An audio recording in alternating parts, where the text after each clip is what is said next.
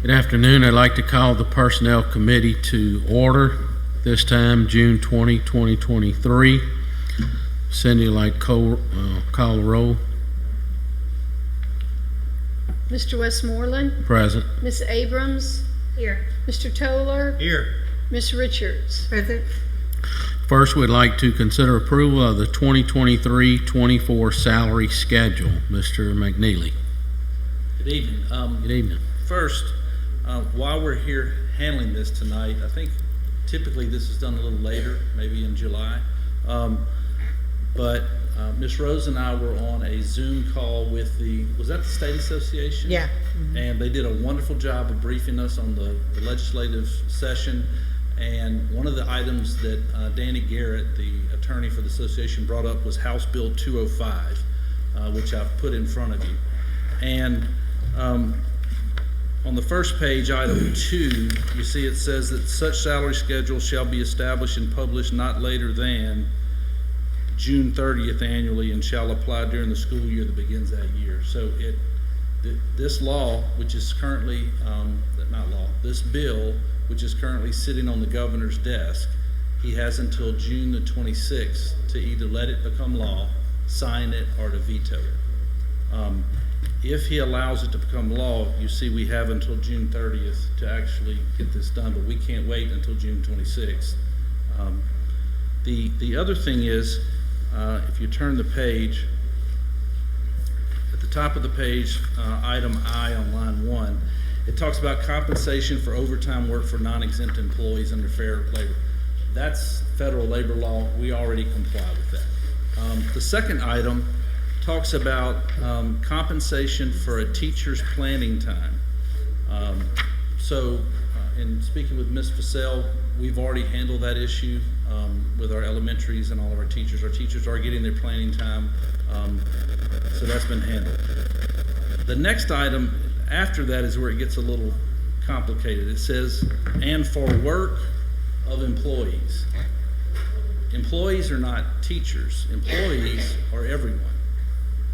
So the bill started talking about teachers, but now it says employees.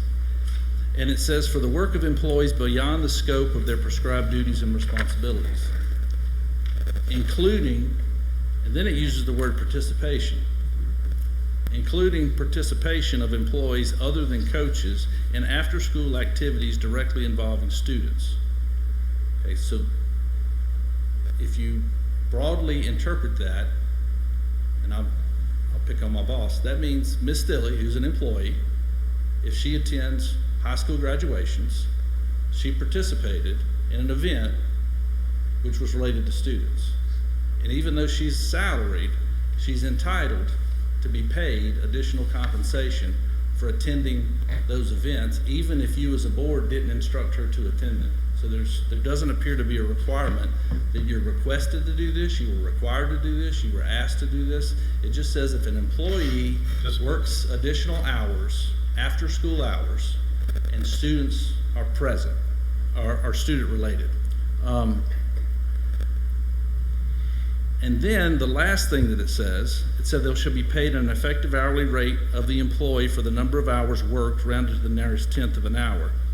Then it says an employee's effective hourly rate shall be calculated dividing the employee's annual salary by 1,456.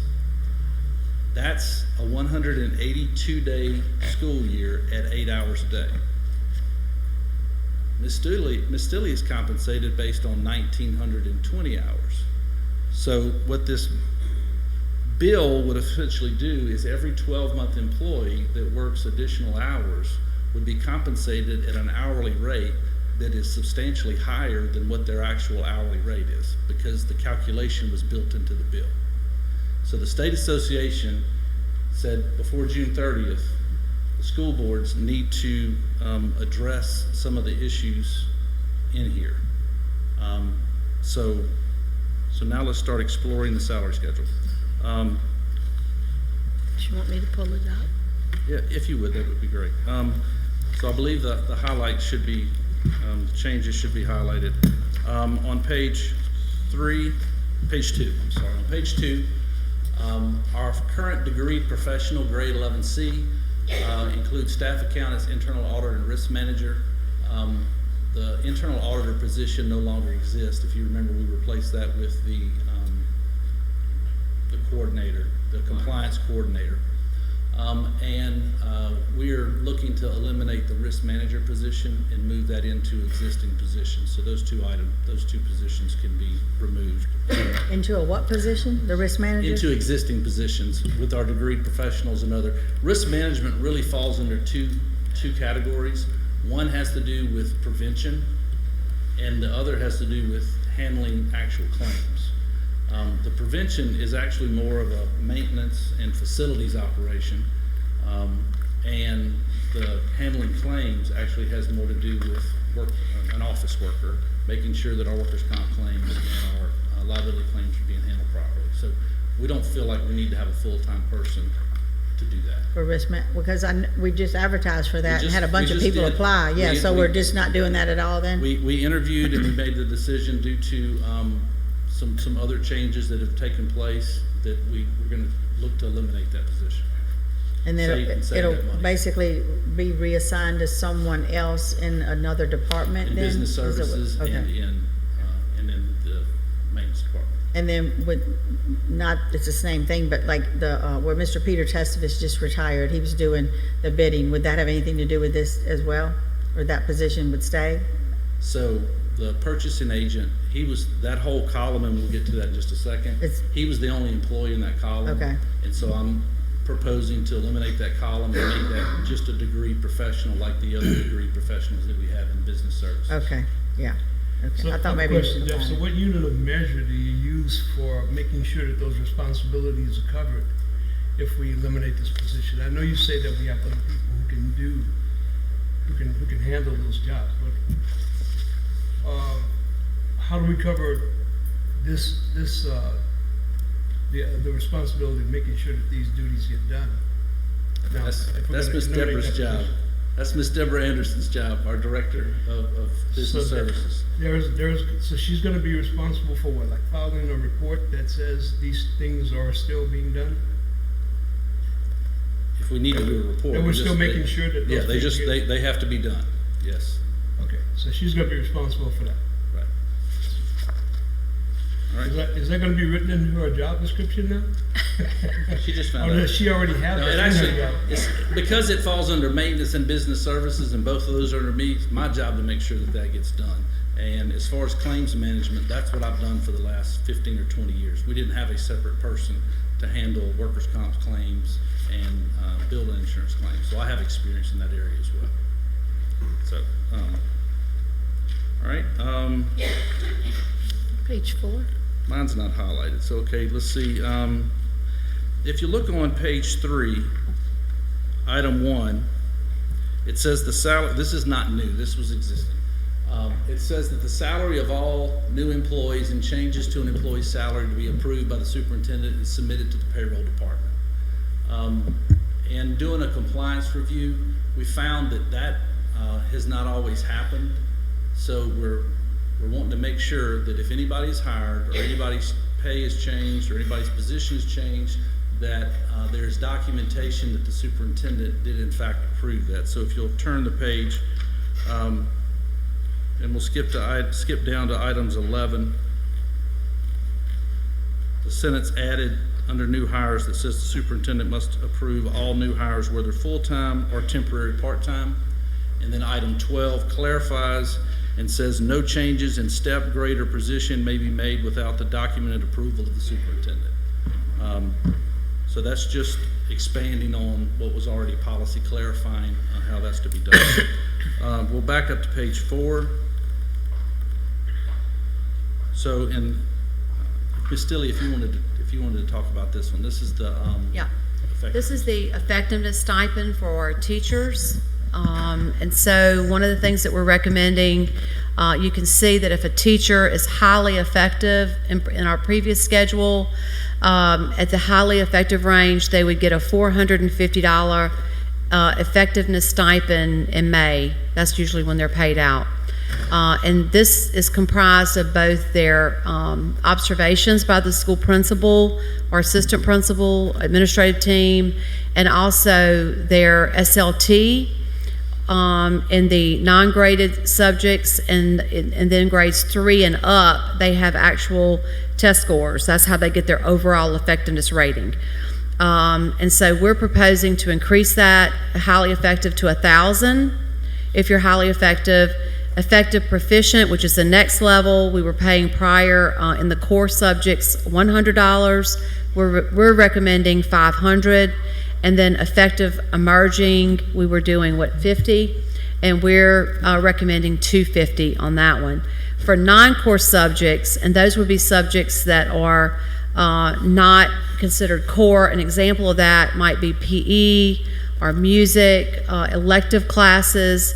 The effectiveness stipend would be lower than the core teachers, and you can see the numbers there: 500, 250, and 125 for those. So that would be our recommendation to consider giving these based on their effectiveness rating on their evaluations. So a non-core, an SLT, PE does have SLT. Yes, they do.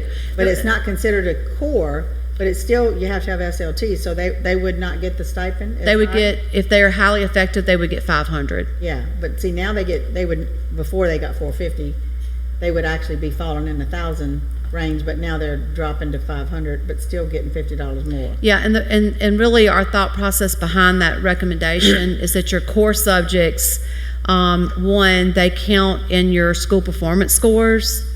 So that's one indicator. Also core, when you're thinking about students who are proficient in reading, that's a subject that's that we want to make sure that those teachers who are in that highly effective range are rewarded for that, and also for math proficiency. And then a lot of times it counts toward their promotion and their ability to graduate. So that's the weightedness of that, our recommendation.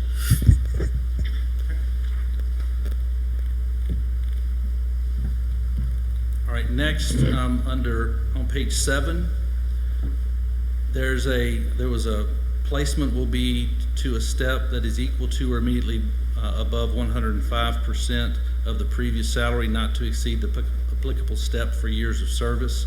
Basically, what this did was an employee working in the system could possibly get a promotion and not move to the same step level as someone who was not in this organization who came in for the same position.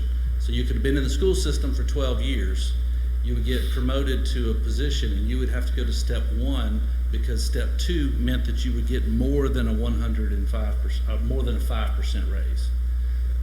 But someone coming from the outside, literally they could come from St. Helena in the same position, get hired, and all of that experience counted toward their step. So this is just saying we're gonna evaluate employees based on their experience and put them at the appropriate step, whether it's a current employee or whether it's an employee that's coming new into the organization. And then it cleans up that the person's original salary grade and step at the new length of employment will be adjusted for the additional work days. That has to do with someone going from a 9-month to a 10-month to 11 to a 12. And once again, we're deleting the 105%. Okay, page 8. This is where House Bill 205 is starting to kick in. As noted, the legislature made the hourly pay rate be based on an 8-hour day. We don't have the ability to have multiple hourly rates. So what I'm recommending is that we go to an 8-hour workday for all employees. We already do that with the maintenance and I believe custodian, but for sure we do that with maintenance already. This would not be additional work. Currently, 12-month employees work a 7-hour day and have a 1-hour unpaid lunch. By making lunch 1 hour paid, it's still an 8-hour, still the same 7 hours work for 1 hour unpaid lunch. Does that make sense? we're changing how we define it, but we're not changing actually the amount of work that's being done by the employees. For non-12-month employees, 30 minutes. So they'll get a 30-minute paid lunch, which I believe is what the policy is that they, so it'd be an 8-hour day with a 30-minute paid lunch. Okay. And then all the changes beneath are reflecting that change in the 180 days times 8 changes the number for each of those. So that's that page. All right, the next page is new. It says additional compensation. Beginning with school year 23-24, it says only if House Bill 205 of the 2023 regular session of the Louisiana State Legislature is signed into law. So if the governor vetoes this bill, this is not part of our schedule.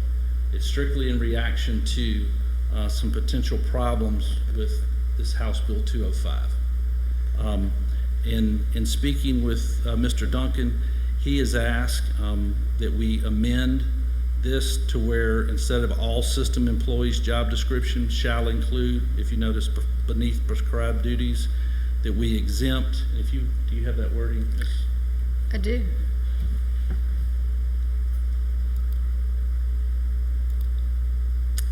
All system employee job descriptions except for teachers and paraprofessionals whose duties and responsibilities are defined as outlined in policy GBBA shall include.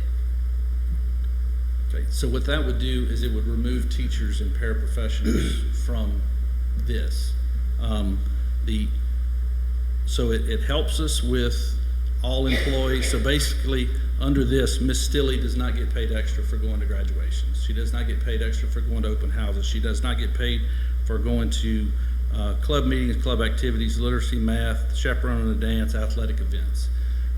The concern that we had, and I've talked to Dan multiple times on this, if a principal comes on the PA speaker on Friday afternoon and says, hey, the Warriors are playing the Green Wave tonight, I want to encourage everybody to come out.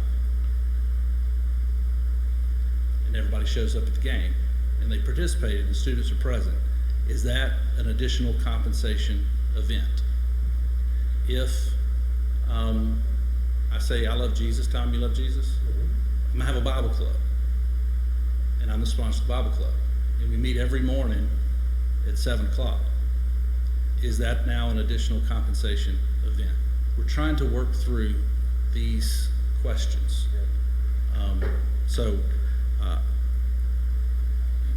So the first paragraph is word for word basically what the legislation says. The second one does the same thing, except I clarify where that $1,456 hours comes from. It's 182 days at 8 hours per day. And so then we have prescribed duties that would be included in job descriptions, except for teachers and paraprofessionals. But that's going to be up to the committee how y'all want, and the board, how you want to handle any of this. I'm just trying to bring you the information to make you aware of it. We're not really sure how we would account for this. Currently, we have salaried individuals that don't do timekeeping, and so if you're going to now have to keep up with what is additional hours, did you work your full, it's very complicated, and we hope that the governor, actually I hope the governor would veto this and they try again to get what they were trying to do here with better worded legislation. All right. Can I interject there? Just for the benefit, the reason I'm asking for that extra language is, number one, not because I don't think that those things that are there ought to be part of the teacher's responsibilities. It's in fact that we already addressed all of that. If the board remembers, last year we spent months defining teachers' responsibilities and duties and paraprofessionals. That we did tons of input on all of that. We addressed all of that in GBBA and even put in there up to 90 minutes of work per week of non-instructional duty. We defined what instructional responsibilities were, which included things like participating in open houses and all of that. That's all. The point was that we went through all of that work last year with a lot of public input to already address this issue. And what I didn't want to see happen is us in one night, make some sort of, last minute policy change that could be interpreted as undoing all of that work without giving the teachers and paraprofessionals and the general public the benefit of having the opportunity for public input. So, I think that we've addressed this issue adequately as it relates to teachers and paraprofessionals, and I didn't want to see us undo that or get accused of, trying to do something underhanded to those folks after we worked with them so successfully last year to address this issue. All right, going forward, the teacher salary schedule, the change that was made in all of the salary schedules is the hourly rate that was once in there is deleted. The total hours per year is deleted. The day is deleted, and so we just say, and my understanding is this is how teachers are paid anyway. They're paid by the day, not by the hour typically. So it says in each category it says how many days per year this job is and what the annual salary is. I have a question on that. Now, I can't remember the name of the company that did our review and made suggestions. It was suggested that we put the hourly rate so people actually know how much they're making an hour, and we just did that. Now we're taking it back out. Why? Because all those numbers are changing. If you adopt the 8-hour day, it actually changes what the hourly rate calculation is, which is the And so issue. we would have to, if we wanted to put it, we would have to go through a whole lot of reconfiguring to actually add it. So Right. And it's too really close more to add it right now. It's really more confusing than it is giving you information because, so, let me see how to say this the right. Typical employees are paid based on a 2,080-hour work year. So if you say, what's my hourly rate? Every industry takes the total salary divided by 2,080. Now, if you have 10 holidays, your hourly rate is still based on 2,080. You don't back the 10 holidays out of hours worked. But the 182 days for teachers, the 240, Ron knows these numbers better than I do, all back out holidays and closures as if they're not paid holidays. You're just off. Well, what that does is it effectively makes the hourly rate look higher. And so it's just really not a good number. So if you were to compare our hourly rate for a maintenance worker, for instance, to a parish government worker, our worker looks like he makes more per hour because the parish does not back out holidays. If you actually calculate it properly, our guys are actually making less money than a parish worker if the hourly rate looks the same. Because we don't pay holidays. It's just a day off. Which are the tricks that we use when we start comparing our school system with another school system. We take the numbers that we like, and we use those numbers rather than the overall, what are teachers paid by the year? Yeah. Because you can make them look like what you want to make them look like. So we instructed, Lean Frog did do another, they're still in process. They haven't finished yet. They gave us a preliminary report that we're good across all categories. We're lower than St. Tammany, higher than Livingston. They haven't given their final report, so I don't want to talk too much about it. But I did instruct them, let's make sure we're apples to apples, because if you're going to go out in industry and compare hourly rates, make sure that that's a true effective hourly rate that you're using. Okay. It's better. Yeah, because it was a lot of work to get to that point, Yeah. Yeah. to take it back out. So one area on page 13, one area that did Lean Frog's preliminary report is that we are low is in our custodian pay. And so what the administration is proposing, you see some nice blue asterisks at the top that tell you to look at the bottom. And what we're recommending is rather than do an across-the-board salary adjustment, we want to move to a culture of promoting success and excellence. And so we want to give a $250 stipend for custodians and a $500 stipend for head custodians each 9 week. So a head custodian could earn up to $2,000 over 4 9 weeks for schools that are rated satisfactory for cleanliness by their inspectors and by the staff. So we don't have the details of how that, but it would basically Miss Liz, who goes in and inspects the schools, and then also some type of survey of the staff of, is the school clean? And then based on that, the custodians and the head custodian would get a stipend. So that's how we're proposing to increase what they're making. Well, Mr. Jeff, I just have to say, I pondered over it, and that one kind of sticks with me because I just look at it as it's a position, it deserves a salary, and then just like any other position that we advertise for, it's a salaried position, and then you're expected to do your job to the perfection. So this way, we're not giving a salary to it. We're just saying that, okay, if you do your job and it's good, we'll give you. So that just kind of. It's kind of like a performance though for the teachers. Well, but they start off with a salary. It has the right salary. This is telling us that the salary should be this amount. And then we're saying, well, no, we're not going to give that amount. We're going to just hold that amount and then give it to them if they do their job. I see what you mean. And that just kind of. And I'm not opposed to once Lean Frog presents their report, if we want to go back and revisit when we have real numbers.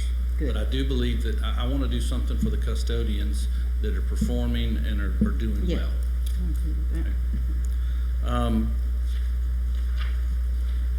All right.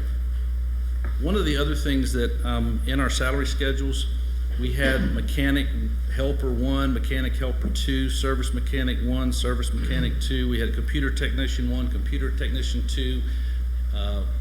We had all these different positions of a 1 and 2, and we really couldn't tell a difference between the two other than the 2s had more experience. So what we're recommending is pretty much doing away with the helper 1 or 1 position and just put everybody in the same category. So if you're hired on, you'll start at that, and then you'll get the normal steps. So you see that on those pages. And then on technology,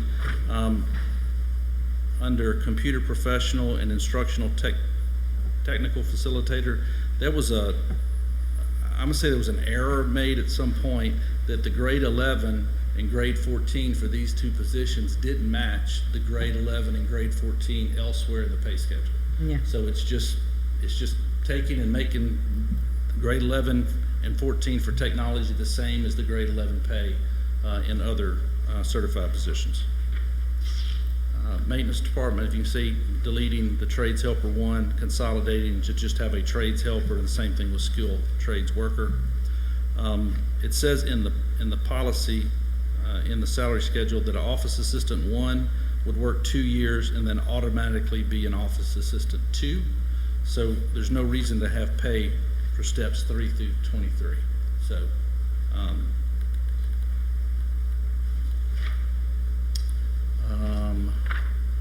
page 20, it just needs to be admin secretary 1 and admin secretary 2. The board secretary is actually an admin secretary 2. So it was an error in the schedule. So we just need to say admin 1 and admin secretary 2. Next page 21, as we talked about deleting the purchasing agent because there was only 1 employee in that grade, and we will move that to a degreed professional. And if you see there's asterisks by this, one of the things that Lean Frog, I asked them to look into, we have accountants that have a CPA license that receive the same pay as other accountants, and industry-wide there's a significant difference in that, much the same way as a certified and non-certified teacher or a law student, a law graduate versus someone who passed the bar.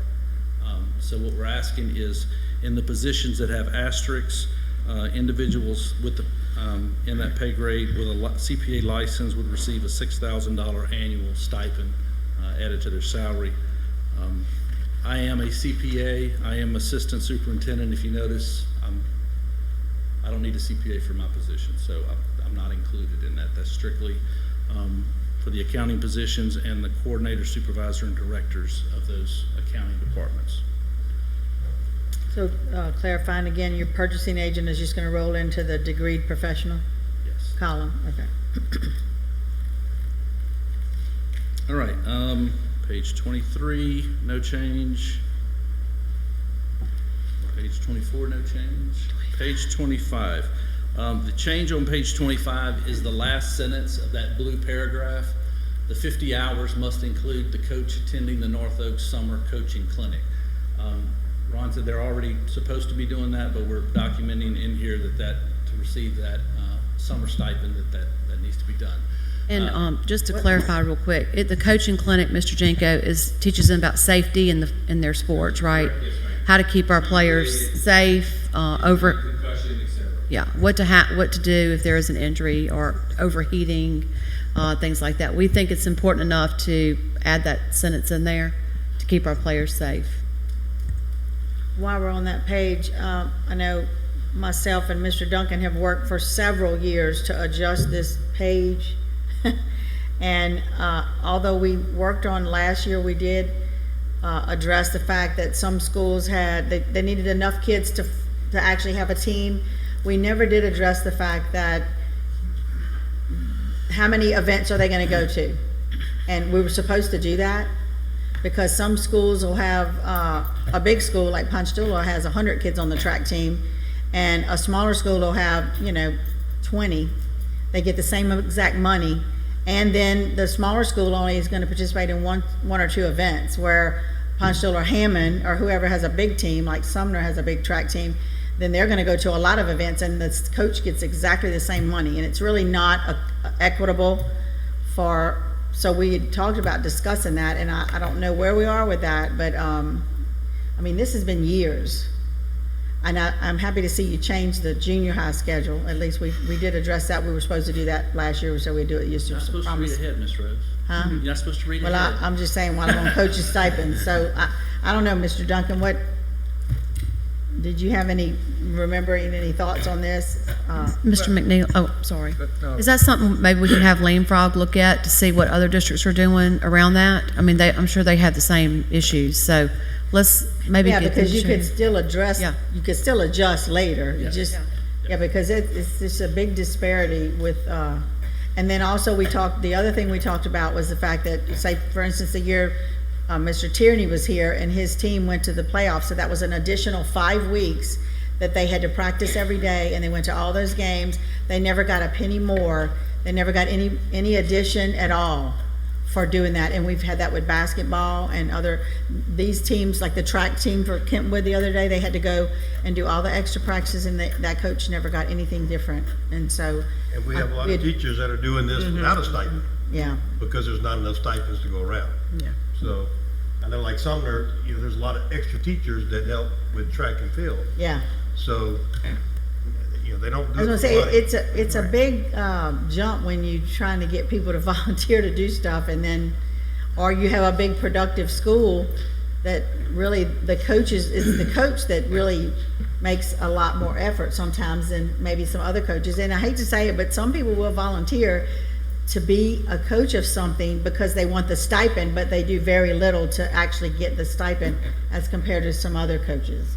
So, I mean, you always have that issue, but it ought to be equitable when that they should at least be required to participate in X amount of events to get that stipend, not just say, I'm gonna have 20 kids on my team and go to one event. And that's happened. So if we can look at that, please, and maybe we can adjust that. Yeah, so, and I will say, as Ms. Dominguez says, this is something we've been trying to tinker around with for a long time, and we've sent various ideas to the administration over the years, and I think we even had like a big coaches meeting where they all kind of came in and, gave some input, and we've been trying to make steps in the right direction, and I think this year we're trying to make some additional steps in the right direction, and we've, added the ability for schools to add in some additional stipends here and there, and gave them some flexibility, as I think you're about to get to. And then also added in the ability to give stipends to like the cheerleading coaches and some other things. So those are all things in the, moving in the right direction, but it's always an area that, is ripe for additional analysis and adjustment going forward too, so. At the last sentence on that page, we've added, for the distribution of the stipends for the school, we're asking now for the principal, the supervisor, and the school systems athletic coordinator to review and approve the school distribution of stipends to ensure that there's an equitable distribution of stipends. That we're not just loading up one sport with all the assistant coaches and everybody else does. Yeah. So, That's good. all right. And as Miss Rose sneak previewed our new junior high coach stipend schedule. So the first two lines, Well, sorry. page 26.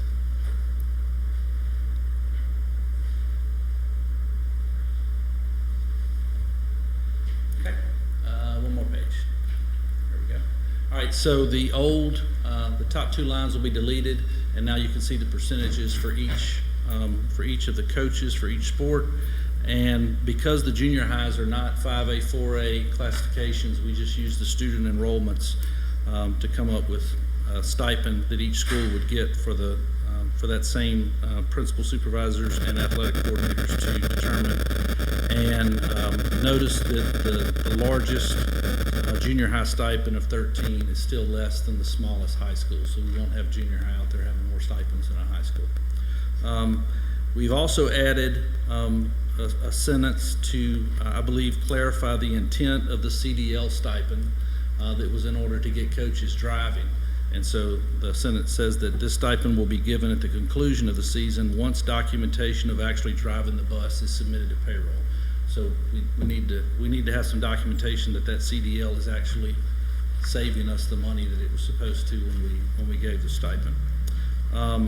No changes on band director and choir director. Next page. Lots of changes on this page. Basically what we're doing is recognizing that our cheerleading, dance team, drill teams, flag corps, majorettes, pep squad, robotics are coaches, not sponsors, they're coaches, and they'll receive a 5% coaching stipend and have the same opportunity for CDL. And in the past, the schools, if you see at the bottom, would get $7,500 per school plus $5 per student. Instead of the schools having to keep up with that, all of those positions are going to get a 5% stipend, but then the school will get $2 per student to pay for the other little clubs that are not included in this. So your annual, is that what it's called? The yearbook, those type of those type of clubs, they'll have some money out of that $2 per student to help pay that person. And Mr. Jeff, that $2 would go into a school account, and it would be basically the principal to kind of decide what she needs, yearbook or? The way the previous stipend, Okay. the way that was handled, this would be handled. So it'd be money for them to decide in an equitable way how they want to distribute that money amongst the various. And would this have anything to do with the transportation needs, or is that a different fund? There's a co-curricular fund, I believe. You get me out of the I know, I'm like, I just want to make sure that this $2 is not going to have to go towards that is not bus the co-curricular. transportation. No, that is not the co-curricular fund. Because they have to pay for their own bus transportation somewhere, Right. somehow. The transportation schedule, I had Michael Coxon review this to make sure that this agrees with what the board did to fix the operational payment and the fuel. So this does match what y'all did to correct that.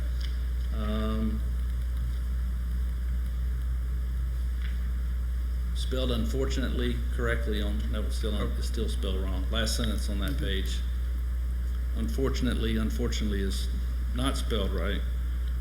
And we're just think going to we're just delete. gonna We're just going to delete delete the word unfortunately. I Yeah, believe is what we were doing. That's right. We're not. It's not unfortunate that there's no exceptions. It's just that there are no exceptions. It's not an unfortunate. It's not an unfortunate thing. And perfect is misspelled too. The last. Perfect last means line. perfect. Yeah, Yeah, perfect is. perfect does not have a, Yeah. What's that? It's misspelled. Oh, perfect. Perfect is not spelled perfectly. No. So that's the salary schedule. So now open up to the, Like to open the board up for a motion and a second, and we can then have discussion. I'll make a motion to accept the changes. Motion by Ms. Rose, Second. second by Mr. Tom. Oh, no, wait. No, you're not I'm not on- on the committee. This is she's not on the personnel, I'm sorry. committee. This is Okay, personnel. But I appreciate motion your by motion. Mr. Tom Yeah, and second by who's on personnel. Ms. Robin. Yeah, I'll second. She's I was trying trying to to get my get that microphone button. on. I forgot I'll what. Second by second. Ms. Robin. Any discussion? so just wanted to clarify, the administration's recommendation is to adopt that language that, so that's part of the motion, correct? correct. Correct. The language that Ms. Jenkins read? Yes. Yes, yes. Any other discussion? We'll call for a vote then. It's not letting me, it's not letting me insert the names. Just call it. I can take a voice vote. Okay. Yes. Okay. Go ahead and let's do a voice vote. Okay. Mr. Westmoreland? Yes. Ms. Abrams? Yes. Mr. Toller? Yes. Ms. Richards? Yes. Okay. All right, we'll move on to item 2, consider approval of the new job description for coordinator of magnet programs. Dr. Lisa Fussell has lost all her hair. Yes, sir, she has. I'm gonna, again, attempt to do my best Dr. Fussell impersonation, which is not even close to her ability, so we'll have voting after to see if I'm coming back next week or not. Okay? What we're asking is for the approval of a new position, the coordinator of magnet programs. This individual will dig deep into our magnet programs to find out how we can improve them, meet with the communities to find out what they like, don't like, what are some changes that we can make, assist with the funding to make sure that all the schools are getting the funding that they deserve to fulfill the obligation of the magnet programs. Do I hear a motion to accept? Make a motion. Make a motion by Ms. Janice. Do I hear a second? I'll second. Second by Ms. Robin. Any questions? I have one question. Mr. Jinko, the title for this magnet program, for its, I noticed that we entitled it a coordinator. Yes, sir. And I think that all previous mention to this position had been for a director, which would attract a more elite field of applicants.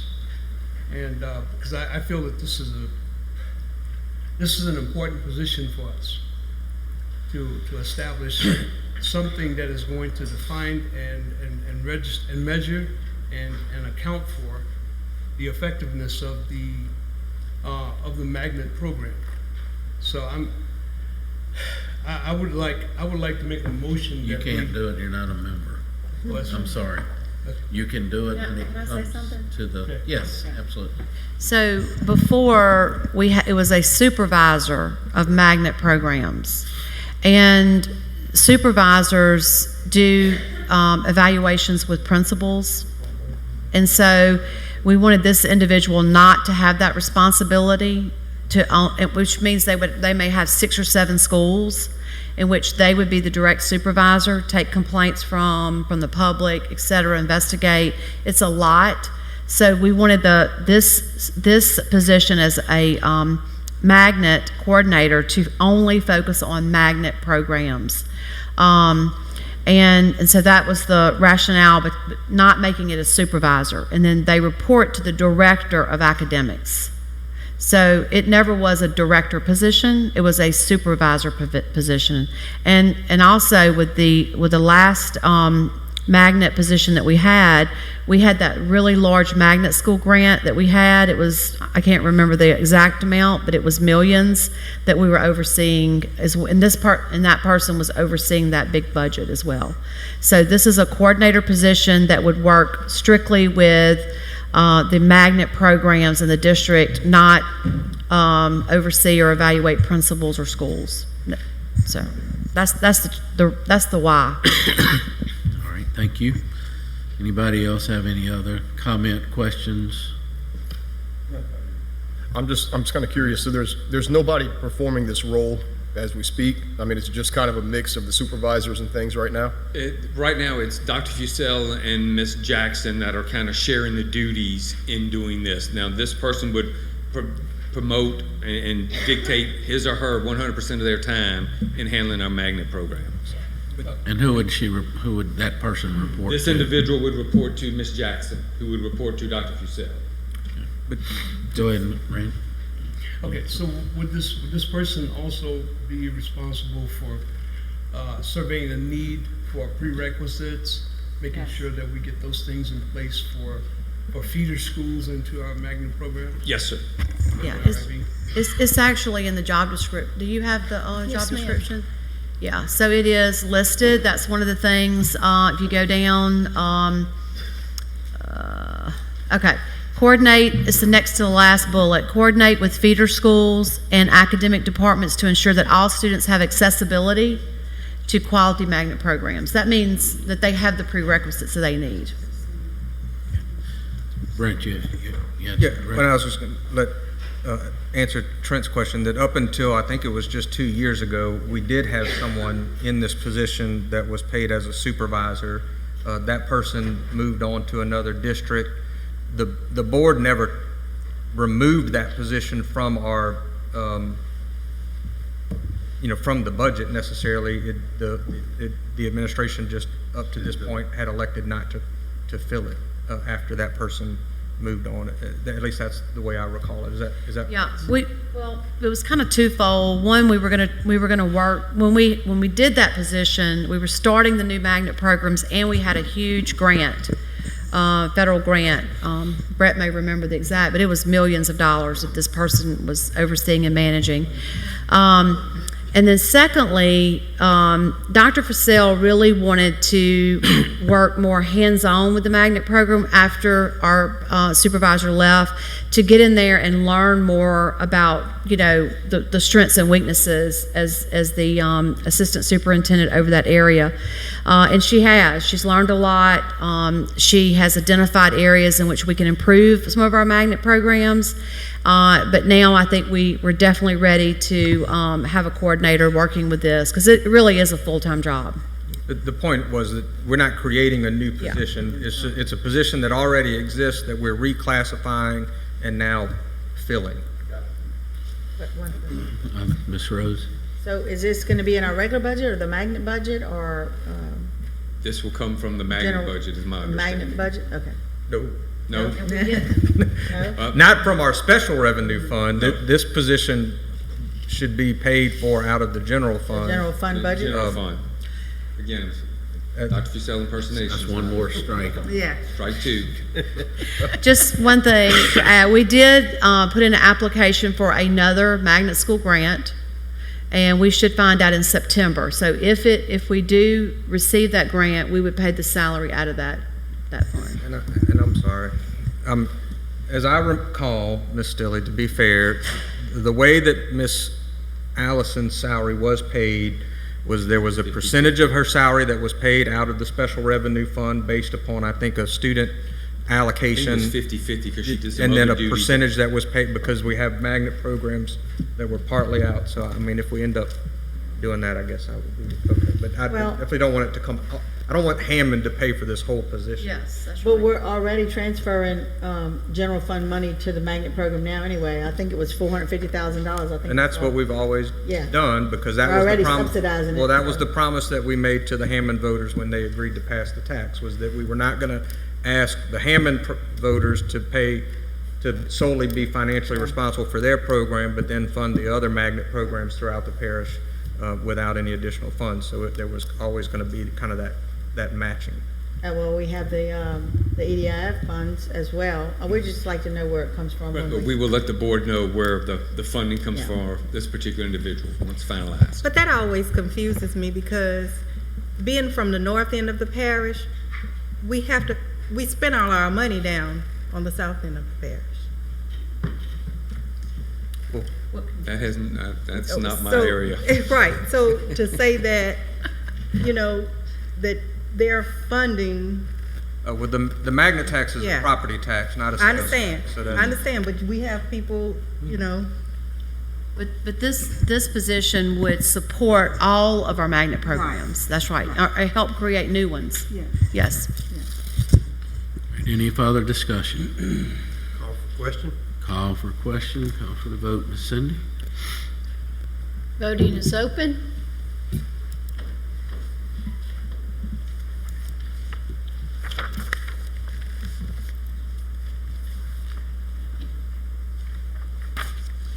Voting is closed. Motion passes unanimously. All right, nothing else to come before Personnel Committee. Go ahead and call it adjourned.